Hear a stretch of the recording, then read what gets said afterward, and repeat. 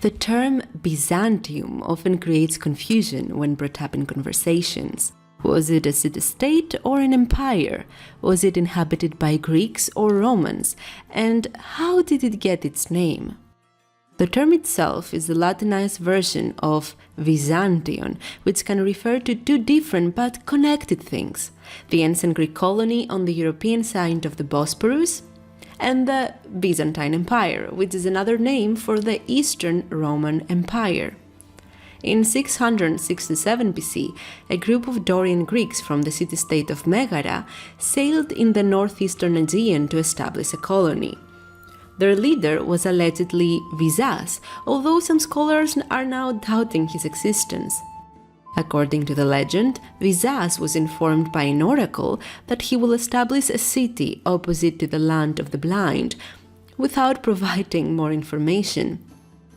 But now let's focus on the historical events that we know from the ancient historians Herodotus and Pausanias. After some exploration, the Dorian Greeks of Megara found a perfect location for creating a port city. The new Greek colony was located where the Sea of Marmara meets the Bosporus, where two continents, Europe and Asia, connect. The area allegedly took the name of Vyzas and it was called Byzantion. Along with the Chalkidonians, who were settled on the opposite side of the Bosphorus, the Byzantines controlled the entrance to the Black Sea. In fact, the Greeks of Megara were surprised to see that the Chalkidonians hadn't seized the opportunity to take full control of the area before they arrived there. They reportedly called Chalkidon Land of the Blind for this exact reason, fulfilling the prophecy. Byzantium was a successful trading city, which comes as no surprise considering its location. It soon conquered Chalkidon and expanded. But in 413 BC, Byzantium was conquered by the Persians under the leadership of King Darius I. In 411 BC, it was taken over once more by the Greeks, first at the hands of the Spartans, later at the hands of the Athenians. But Byzantium's destiny forever changed in 196 AD. Outside of Europe, many scholars tend to focus on the archaic, classical and Hellenistic periods of Greece's history. Some even imply that Greeks vanished with the Roman conquest in 146 AD, after the Battle of Corinth. But Greek populations continued living and thriving in the areas in which they resided in ancient antiquity. The lyric poet Horatius is quoted saying, "Captive Greece captured her rude conqueror." Indeed, the Greeks influenced the Romans culturally more than the opposite. Many Roman emperors were fond of Greeks, including Nero and Hadrian.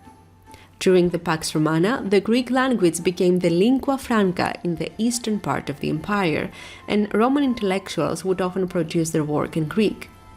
As time passed by, the differences between the East and the West became more prominent. It was obvious that the areas that were inhabited by Greek populations before the Roman conquest were under Greek rather than Latin influence. Between the 3rd and the 5th centuries, the Roman Empire structure changed and two different administrations were established. The Eastern Roman Empire included the Greek-speaking areas, and the grand majority of the population were of Greek origin. Byzantion was the most important city, due to its key location. The city was later named Constantinople, after the Emperor Constantine the Great. The latter had moved the capital of the empire from Rome to Byzantium. When it comes to religion, the Hellenistic polytheistic traditions had declined, and most people were now converting to Christianity. In 1054, the Great Christian Schism occurred, which resulted in the Catholic and the Orthodox churches. The differences between the Latin West and the Greek East were becoming more and more prominent.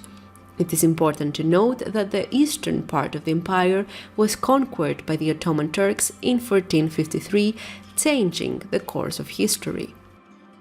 Today, modern scholars refer to the Eastern Roman Empire as Byzantine Empire.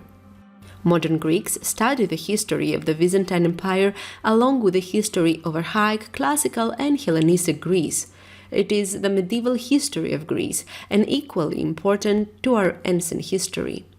From time to time, the Greek origins of Byzantium are disputed, mostly for geopolitical reasons.